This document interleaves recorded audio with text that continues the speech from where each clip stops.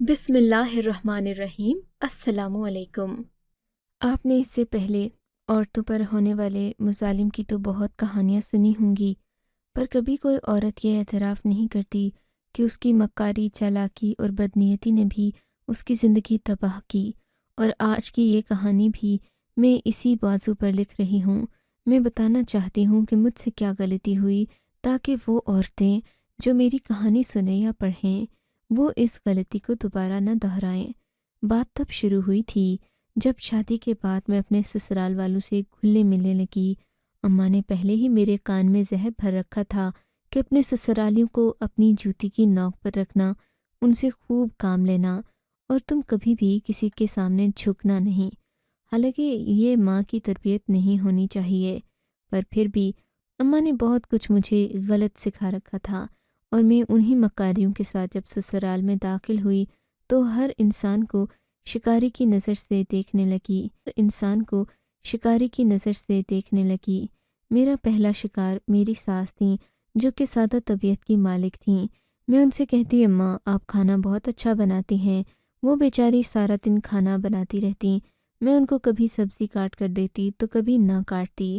باتوں باتوں میں اپنی ساس کو یہ بھی احساس دلاتی کہ میں چاہوں تو ان کے بیٹے کو ان سے الگ کر سکتی ہوں۔ وہ بیچاری یہ باتیں خاموشی سے سنتی رہتی تھیں، پر میں جانتی تھی کسی نہ کسی دن طوفان ضرور آئے گا۔ میں خود کو اس دن کے لیے تیار کر رہی تھی۔ تب میں نے سوچا کیوں نہ اپنے سسرال والوں کی وہ کمزوریاں ڈھونڈنا شروع کر دوں جو ان کی مجبوری بن جائے اور میرے سامنے یہ سر نہ اٹھا سکیں۔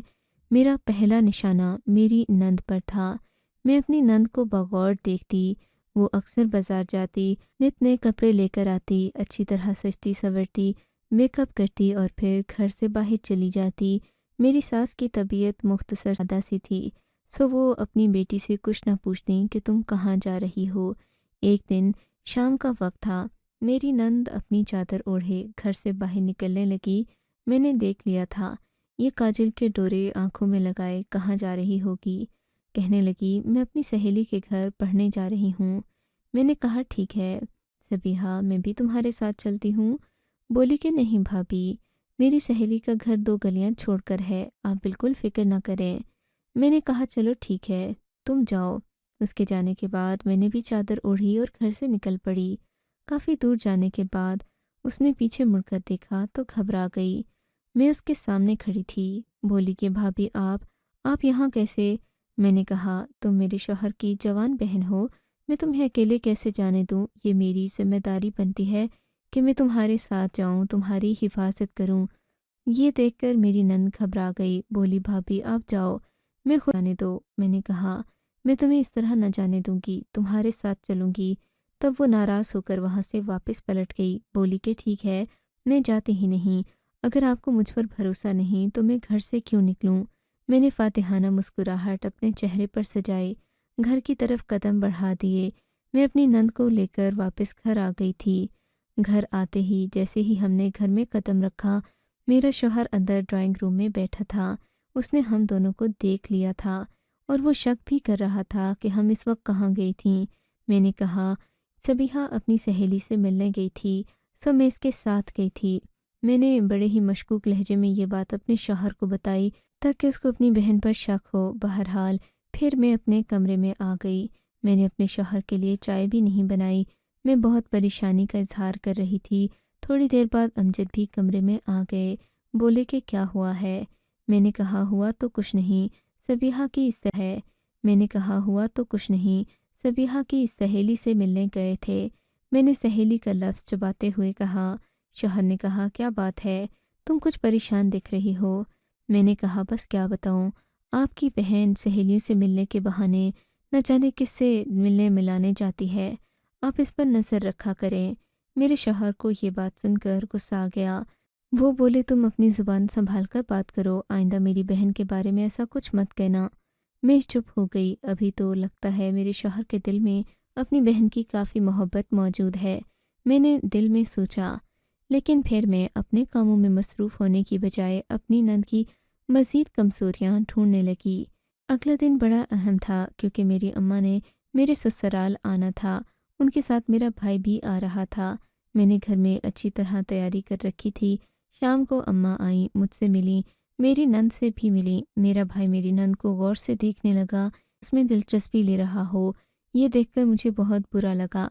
میں نے کہا بھیا، میں تمہارے لیے کوئی اچھی سی لڑکی ڈھونڈوں گی، تم اس طرح کے کچرے پر نظر نہ ڈالو۔ بھائی منہ پر ہاتھ رکھ کر بولا، بہن کیسی بات کرتی ہو، تمہاری نند اتنی خوبصورت ہے اور تم اس کو کچرا کہہ رہی ہو۔ میں نے اپنے بھائی کو خوب ڈانٹا، کہا کہ اس کا سوچنا بھی مت، یہ بہت چالاک، مکار اور بد کردار لڑکی ہے، تم اس کے ساتھ زندگی بھر نہیں رہ سکو گے۔ میرے بھائی نے خاموشی اختیار کر لی، پر اماں کہنے لگیں کہ یہ تو ہمارے سامنے اتنی سج سور کر پھر رہی ہے، اس کا مطلب کہ تمہارے بھائی میں دلچسپی رکھتی ہے۔ میں نے اماں کی کسی بات کا جواب نہیں دیا، ان کو جلد ہی گھر سے رخصت کر دیا۔ مجھے اپنی نند صبیحہ پر غصہ آ رہا تھا۔ میں اس کے پاس گئی اور کہا، دیکھو صبیحہ، آئندہ اگر میرا بھائی اس گھر میں آئے تو تم سجنا سنورنا نہیں، ورنہ تم تو جانتی ہو کہ مرد معصوم ہوتے ہیں، عورتوں کے پھندے میں آ جاتے ہیں۔ میری نند نے امید سے کہا، ٹھیک ہے بھابھی، میں آئندہ نہیں آؤں گی۔ میں سوچ رہی تھی کہ وہ مجھ سے لڑائی جھگڑا کرے گی، پر ایسا کچھ نہیں ہوا۔ بہرحال رات کا وقت ہو گیا تھا۔ میں دیکھ رہی تھی کہ میری نند کافی بے چین تھی۔ آج میرا شوہر بھی گھر نہیں تھا، وہ اپنے کسی کام سے دوسرے شہر گیا ہوا تھا، پر میری نند کے تیور کچھ اور ہی بتا رہے تھے۔ اس نے بھڑکیلا نیلے رنگ کا لباس پہن رکھا تھا اور کافی تیار لگ رہی تھی۔ اپنی ماں سے کہنے لگی، اماں، میں تمہیں پاؤں کی مالش کر کے سلا دیتی ہوں۔ میری نند، اور کہاں پاؤں کی مالش، وہ بھی اتنی سج سنور کر پاؤں کی مالش آخر وہ کیوں کر رہی تھی؟ میں نے دیکھا وہ اپنے کمرے میں بیٹھ کر اپنی ماں کی سیوا کر رہی تھی۔ اس کی ماں جلد ہی سو گئی تھی، پر میں تو سوئی نہیں تھی، میری دو نہیں بلکہ 4 آنکھیں جاگ رہی تھیں۔ میں اپنی نند کے اوپر نظر رکھے ہوئے تھی۔ اب میں نے دیکھا کہ میری نند میرے پاس بھی آ گئی ہے۔ کہنے لگی، بھابھی، آپ کو رات کافی ہو گئی ہے۔ میں نے کہا، ہاں، نیند تو مجھے بہت آئی ہے، میں سونے لگی ہوں۔ مجھے اپنی نند کے اشارے سمجھ آ گئے تھے، وہ مجھے اور اپنی ماں کو سلا کر خدا جانے کہاں جا رہی تھی۔ میں نے اس کے سامنے کہہ دیا کہ میں سونے جا رہی ہوں، اپنے کمرے کی روشنی بھی بجھا دی اور سونے کے لیے لیٹ گئی۔ اس کے جانے کے بعد میں اپنے بستر سے اٹھ کر بیٹھ گئی۔ میرے کمرے میں ایک کھڑکی تھی، میں نے کھڑکی کا ایک پٹ کھول لیا اور باہر دیکھنے لگی۔ میں نے دیکھا میری نند دھیرے دھیرے قدم بڑھاتی اپنے کمرے میں جا رہی تھی، پر وہ ادھر ادھر دیکھ تو ایسے رہی تھی جیسے اس نے کسی کے گھر جانا ہو۔ میں نے سوچا کہ میں کمرے میں اندھیرا کر ہی چکی ہوں، باہر سے نظر نہ آؤں گی۔ باہر نکل کر میں نے راہداری کی روشنی بھی بجھا دی اور پھر اپنی نند سے آواز دے کر کہہ دیا کہ مجھے راہداری میں روشنی ہو تو نیند نہیں آتی، راہداری کی روشنی روشن دان کے راستے میرے کمرے میں جاتی ہے۔ میری نند نے کہا، ٹھیک ہے بھابھی، اب بند کر دیں، مجھے تو خود نیند آئی ہے۔ میں سمجھ گئی تھی کہ کون سی نیند آئی ہے۔ میں اپنے کمرے میں نہیں، راہداری میں کھڑی تھی۔ تھوڑی دیر گزری کہ میری نند کے کمرے سے ہلکی ہلکی سرگوشیوں کی آواز آنے لگی۔ یہ سردیوں کی راتیں تھیں، مجھے صاف معلوم ہو رہا تھا کہ میری نند کسی سے موبائل پر بات کر رہی ہے۔ میں نے کان لگا کر سننے کی کوشش نہیں کی۔ میں جانتی تھی کہ کچھ بڑا ہونے والا ہے، جس کے لیے میری نند نے پہلے اپنی ماں کو اور پھر مجھے سلانے کا ناٹک کیا۔ تقریباً 10-15 منٹ گزرے تھے۔ اب وہاں کھڑے کھڑے میرے پاؤں اکڑنے لگے تھے۔ میں نے سوچا میں واپس اپنے کمرے میں چلتی ہوں، لیکن میری محنت ضائع نہیں گئی۔ تبھی دروازے پر آہٹ سی ہوئی، میرے کان کھڑے ہو گئے تھے۔ میں نے دیکھا میری نند کے کمرے کی طرف ایک سایہ سا بڑھ رہا ہے۔ یہ دیکھ کر مجھے بہت زیادہ غصہ بھی آیا، حیرت بھی اور خوشی بھی ہوئی کہ جو میں سوچ رہی تھی وہ پورا ہو گیا، ابھی بھر کے بدنام کر سکتی ہوں۔ پھر میں چلتی ہوئی اپنی نند کے کمرے تک آئی۔ میری نند نے کمرے کا دروازہ بند کر دیا تھا۔ اندر سے ہلکی ہلکی سرگوشیوں کی آوازیں آ رہی تھیں۔ میں نے بھی خوب چالاکی سے کام لیا، دروازے کو باہر سے بند کر دیا۔ میں دل ہی دل میں خوش ہو رہی تھی، جان گئی تھی کہ اب میری نند اپنی اس بات سے مکر نہیں سکتی کہ وہ رات کے اس پہر اپنے کمرے میں کسی سے مل رہی ہے۔ دروازے کو کنڈی لگانے کے بعد میں گھوم کر دوسری طرف گئی، جہاں میری نند کے کمرے کی کھڑکی موجود تھی اور کھڑکی باہر کی طرف کھلتی تھی۔ مجھے یقین تھا کہ اگر اسے دروازہ بند ملے گا تو وہ یقیناً اس آدمی کو کھڑکی سے بھگا دے گی اور پھر وہ دیوار پھلانگ کر گھر سے نکل جائے گا، پر میں ایسا ہونے کہاں دینے والی تھی۔ میں اپنا کیمرے والا موبائل لے کر پچھلی طرف سے اپنی نند کے کمرے کی کھڑکی کے پاس چلی گئی۔ میں موبائل سے ویڈیو بنا رہی تھی، جبکہ کھڑکی کا پٹ کھلتے ہی میری نند حواس باختہ رہ گئی، کیونکہ کمرے میں وہ ایک لڑکے کے ساتھ بیٹھی باتیں کر رہی تھی۔ لڑکے کی پشت میری طرف تھی۔ میری نند مجھے دیکھتے ہی حواس باختہ ہو گئی۔ یہ سب کچھ میں کیمرے کی آنکھ میں محفوظ کر رہی تھی۔ میری نند بولی، بھابھی یہ کیا کر رہی ہیں آپ؟ میں نے کہا، جو تم کر رہی ہو، کیا تمہیں اس پر شرم نہیں آتی؟ تم اپنی ماں بہن بھائیوں کو دھوکہ دے کر اپنے اس عاشق سے کمرے میں بیٹھی ملاقاتیں کر رہی ہو۔ تمہیں کیا لگا کہ کوئی تمہیں دیکھ نہیں رہا؟ میری نند نے اس لڑکے کو بھگانے کے لیے فوراً ہی دروازہ کھولنے کی کوشش کی، پر دروازہ کہاں کھلتا، وہ تو میں تالا لگا کر بند کر چکی تھی۔ میری نند آ کر میرے آگے ہاتھ جوڑ کر رونے لگی، بولی کہ بھابھی خدا کے لیے یہ کیمرہ بند کر دو، کسی کو مت بتانا، ورنہ میں کہیں کسی کو منہ دکھانے کے قابل نہیں رہوں گی۔ میں نے اس کی یہ ساری باتیں کیمرے میں ریکارڈ کر لی تھیں۔ وہ کہنے لگی کہ تم باہر سے جا کر دروازہ کھول دو، ورنہ میرے لیے بہت برا ہو جائے گا۔ اب تو لگتا ہے شور سن کر اماں بھی جاگ گئی ہوں گی، اماں کو بھی سنبھال لینا اور دروازہ بھی کھول دو۔ اپنی نند کے اس طرح گڑ گڑانے پر اور معافیا مانگنے پر مجھے ترس آ گیا۔ میں نے کہا ٹھیک ہے، اور میں نے باہر سے جا کر کمرے کا دروازہ کھول دیا۔ پھر میں نے نہیں دیکھا کہ وہ لڑکا کون تھا اور کون نہیں تھا۔ میں دروازہ کھول کر اپنے کمرے میں آ گئی۔ میرے پاس لڑکے کی پشت والی ویڈیو بھی تھی، جہاں پر وہ لڑکا بیٹھا میری نند کے ساتھ رنگرلیاں منا رہا تھا، اور میری نند کی معافیا مانگنے والی ویڈیو بھی۔ میں نے اس ویڈیو کو خفیہ کوڈ لگا کر اپنے موبائل میں ہی رکھ لیا۔ سوچا کہ اب اسے تب استعمال کروں گی جب مجھے ضرورت ہوگی۔ صبح ہوئی تو میری آنکھ کھلتے ہی ذہن میں نئی شرارت آئی۔ میں نے جا کر اپنی نند کو اپنے کمرے میں بلایا، کہا کہ کیا ہوا، کیا رات کیا نمٹ گیا تھا، اور وہ عاشق تمہارا وہ کہاں سے آتا ہے، کون ہے، کیا ہے؟ میری نند خاموش ہو گئی، بولی کہ بھابھی مجھے معاف کر دو، خدا کے لیے یہ بات کسی کو مت بتانا، ورنہ میں برباد ہو جاؤں گی۔ میں نے کہا، میں بتاؤں گی تو کسی کو نہیں، پر ہر بات کے کچھ اصول ہوتے ہیں۔ میرا بھی اصول ہے کہ اگر تم چاہتی ہو میں یہ بات کسی کو نہ بتاؤں تو پھر تمہیں وہ کرنا پڑے گا جو میں کہوں گی۔ میں نے اپنی نند سے کہا، وہ بیچاری کیا کر سکتی تھی، اس کی عمر یہی کوئی 17-18 سال ہی ہوگی۔ میں نے اسے کہا کہ تم میری ہر وقت خدمت کرو گی، جیسا میں کہوں گی ویسا ہی کرو گی۔ میری نند نے کہا، میں آپ کی ہر بات مانوں گی۔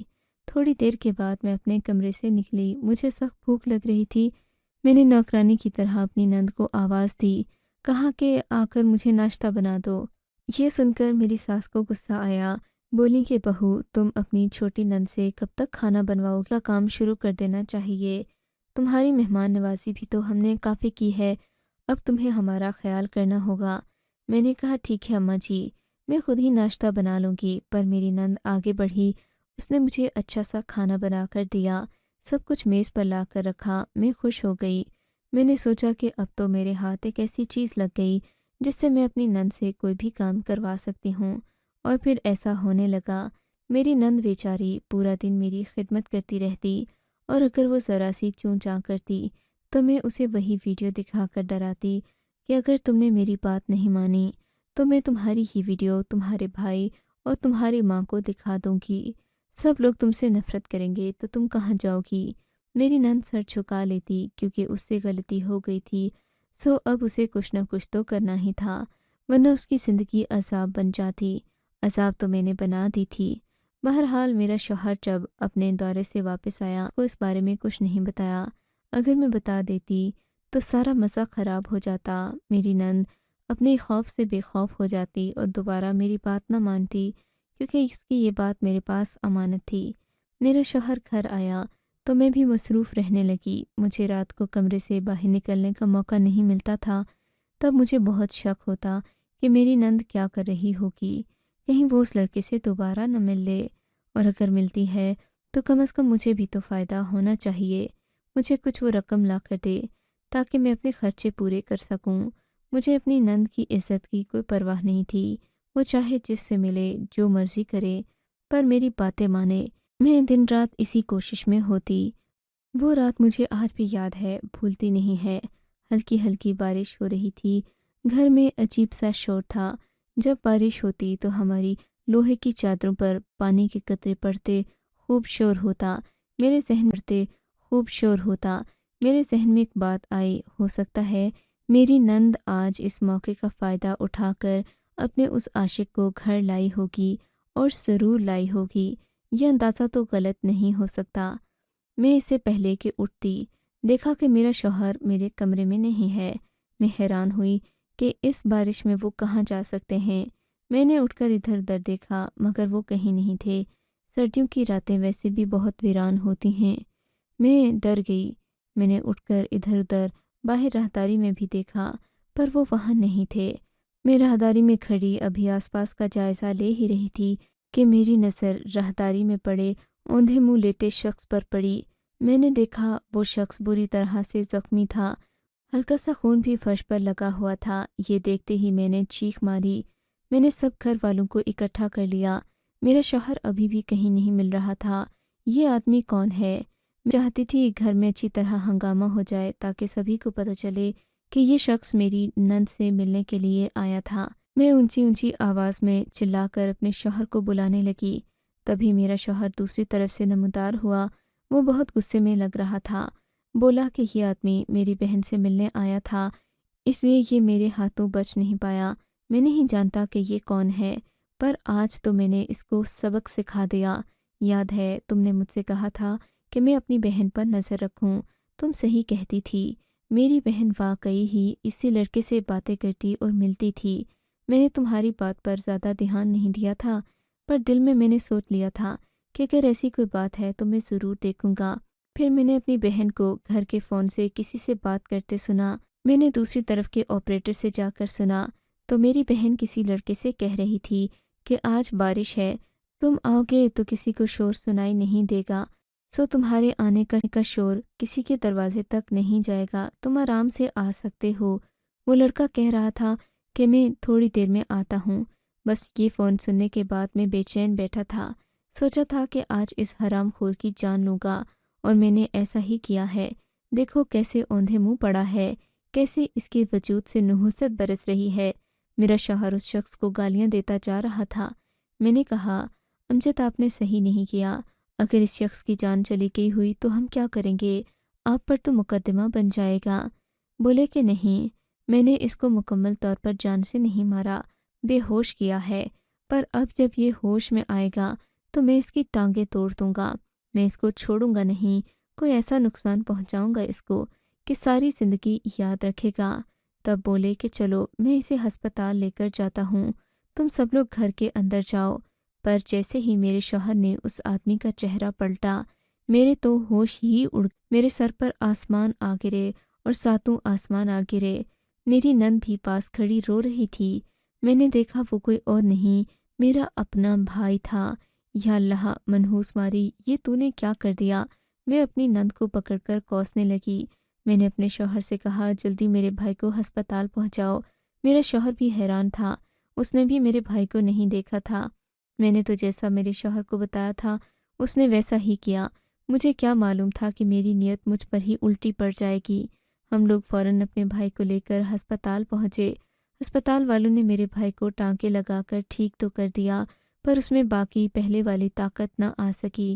میری نند میرے بھائی کو پسند کرتی تھی، اس نے میری شادی میں ہی میرے بھائی کو پسند کر لیا تھا، یوں کہیں کہ میرے بھائی نے اسے پسند کیا تھا، اور پھر ان دونوں کی بات ہونے لگی۔ میں نے بھائی کو سختی سے منع کیا تھا کہ اگر تم نے میری نند کی طرف دیکھا بھی تو میں اپنے شوہر سے طلاق لے لوں گی، میں نہیں رہوں گی، اور آج میری ہی نیت مجھ پر الٹی پڑ گئی تھی۔ میں رو رہی تھی، اپنے ہی ہاتھوں نقصان کر بیٹھی تھی۔ ایک لڑکی جس کا واحد سہارا اس کا بھائی ہو، وہ بھی اس دنیا میں نہ رہے تو کیسا لگتا ہے؟ خدا کا شکر کہ ڈاکٹر نے میرے بھائی کو بروقت مدد کر کے بچا لیا، پر میرے بھائی کو لگے ٹانکے تقریباً 6 مہینے میں کھلے، یہاں تک کہ بھائی ٹھیک ہو گیا۔ میں نے اپنے سسرال والوں سے منت کر کے اپنی نند کا رشتہ اپنے بھائی کے لیے مانگ لیا۔ خدا کا شکر کہ ان لوگوں نے نہ نہیں کی، ورنہ کوئی اور ہوتا تو کبھی بھی ایسے لڑکے کو اپنی لڑکی نہ دیتا جو ان کی عزت رات کے اندھیرے میں لوٹنے آیا تھا۔ میں اپنے سسرال والوں کی گرویدہ ہو گئی ہوں اور ان کی اعلیٰ ظرفی کی قائل بھی ہو گئی ہوں۔ خدا میرے بھائی کو ہمیشہ سلامت اور خوش رکھے۔ سب عورتوں سے یہی کہوں گی کہ اپنی نیت صاف رکھیں۔ الٹی نیتیں کسی اور کو نہیں، نیت کرنے والے کو نقصان پہنچاتی ہیں۔ آپ کو اگر یہ کہانی اچھی لگی ہے تو اس ویڈیو کو لائک کیجیے اور اس طرح کی مزید کہانیاں سننے کے لیے ہمارے چینل کو ضرور سبسکرائب کیجیے۔ کہانی سننے کا شکریہ۔